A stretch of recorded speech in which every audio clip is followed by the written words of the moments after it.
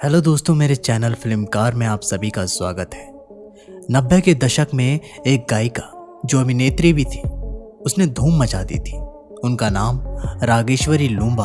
आपने भी उनको देखा और सुना जरूर होगा। उनके गाने उस दौर के युवकों की जुबान पर चढ़े रहते थे। मगर क्या आपको पता है, कामयाबी के 7वें आसमान पर दौड़ रही रागेश्वरी के जीवन में अचानक ऐसा हादसा हो गया जिसने उनका करियर ही तबाह कर दिया। चलिए हम आपको रागेश्वरी के साथ हुई उस घटना और वो अभी किस हाल में जी रही है, ये पूरा किस्सा सुनाते हैं। 1993 में गोविंदा चंकी पांडे की एक फिल्म आई थी, आंखें। उसका एक गीत बड़ा मशहूर हुआ था, वो लाल दुपट्टे वाली तेरा नाम तो बता, ओ काले कुर्ते वाली तेरा नाम तो बता। इस गीत में जो काले कुर्ते वाली हीरोइन थी वो कोई और नहीं बल्कि रागेश्वरी ही थी। भला की खूबसूरत और चेहरा किसी गुड़िया जैसा, मगर बदकिस्मती ने उनको बर्बाद कर दिया। मुंबई में 83 साल के एक गायक और संगीतकार रहते थे, त्रिलोक सिंह। वो 1972 में राष्ट्रीय पुरस्कार भी जीत चुके हैं। कम ही लोगों को पता होगा कि रागेश्वरी लूम्बा उनकी ही बेटी है। जी हाँ, 25 जुलाई 1977 को मुंबई में इनके घर में ही रागेश्वरी जन्मी थी। पिता संगीत से जुड़े थे। ये तो पैदा होते ही बिटिया का नाम राग से जोड़ दिया और नाम रख दिया रागेश्वरी। पिता संगीतकार थे, मगर उनको भी संगीत पसंद था, लेकिन इतना नहीं कि उसे करियर बना ले। वो तो एयर होस्टेस या फिर एस्ट्रोनॉट बनने का सपना देखा करती थी। अब आप सोच रहे होंगे कि फिर ऐसा क्या हुआ कि वो बॉलीवुड पहुंच गए। चलिए ये दिलचस्प किस्सा हम आपको सुनाते हैं। रागेश्वरी शहर के ऑस्ट्रेलियन कॉन्वेंट स्कूल में पढ़ा करती थी। पिता संगीत से जुड़े थे तो फिल्म वालों का घर पर आना जाना लगा ही रहता था। वो उस समय हाई स्कूल में पढ़ाई कर रही थी और पार्ट टाइम मॉडलिंग किया करती थी। एक दिन उनसे मिलने मशहूर फिल्म प्रोड्यूसर प्राणलाल मेहता पहुंचे। वह अपने बेटे को लेकर एक फिल्म बनाने जा रहे थे। उस समय रागेश्वरी 14 साल की ही रही होंगी। मेहता साहब बोले, मैं एक फिल्म बना रहा हूँ, उसमें अपने बेटे जय के साथ तुमको रोल देना चाहता हूँ, क्या वो किरदार करोगी? उम्र कम थी और रागेश्वरी ने कभी फिल्मों में आने का नहीं सोचा था। सीधा पहुंची अपने पापा के पास। तो पापा बोले, ऐसे मौके घर चलकर नहीं आते हैं। बस पिता के ग्रीन सिग्नल मिला तो उन्होंने हाँ कर दी। फिल्म थी जिद। वैसे रागेश्वरी को जिद की शूटिंग के दौरान एक और फिल्म मिल गई, आंखें। ये फिल्म भी उन्होंने मजाक मजाक में ही साइन कर ली थी। फिल्म जिद तो कब आई और कब चली गई पता ही नहीं लगा, मगर गोविंदा और चंकी पांडे की आंखें फिल्म ने कमाल कर दिया। 1993 में आई इस फिल्म ने बॉक्स ऑफिस पर धूम मचा दी।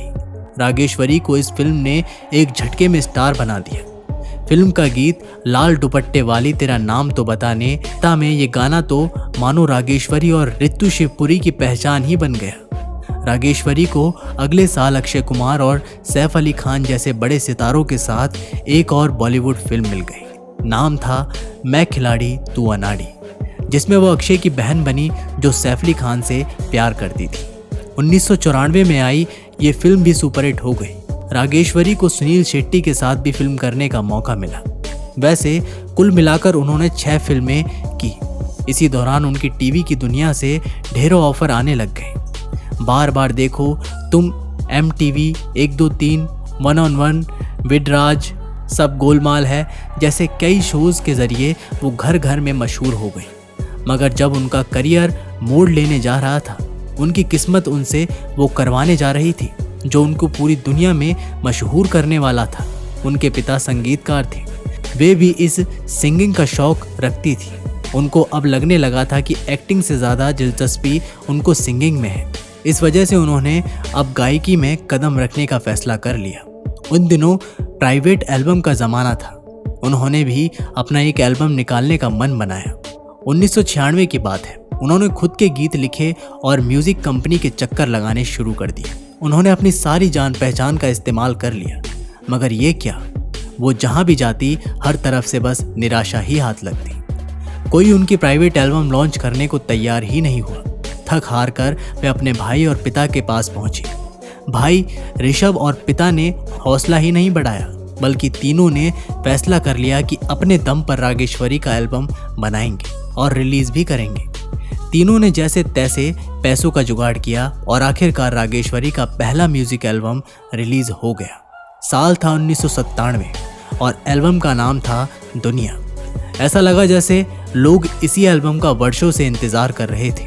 रिलीज होते ही दुनिया एल्बम के गीतों ने कोहराम मचा दिया। रागेश्वरी के इस एल्बम का गाना मैंने देखे हैं सभी रंग दुनिया के। हाँ, ये दुनिया बड़ी रंगीली तो उस साल का सबसे बड़ा हिट साबित हो गया। उन्होंने ना सिर्फ एक गाना गाया बल्कि इसमें एक्टिंग भी की। बस फिर क्या, रातों रात रागेश्वरी को वो शोहरत मिल गई जिसके लिए लोग पूरी जिंदगी तरसते रहते हैं। एक ही गीत ने उनको ना सिर्फ ढेरों अवार्ड दिलवा दिए बल्कि वो 90 के दशक की सबसे पॉपुलर पॉप स्टार भी बन गई थी।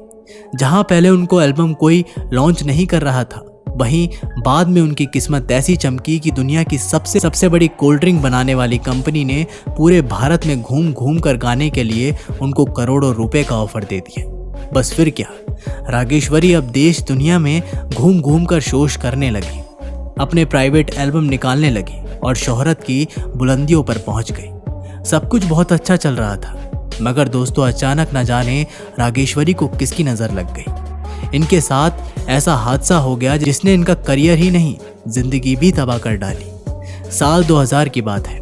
वो अपने पिता के साथ एक एल्बम बना रही थी, Y2K साल 2000। इस एल्बम के एक गाने इक्की चिक्की का जब वीडियो शूट कर रही थी तभी उनको मलेरिया हो गया। कुछ दिनों में मलेरिया ठीक भी हो गया। रागेश्वरी को लगा अब सब ठीक है, मगर एक सुबह जब वह सोकर उठी और ब्रश करने गई तो मुंह पर कुछ अजीब सा लगा।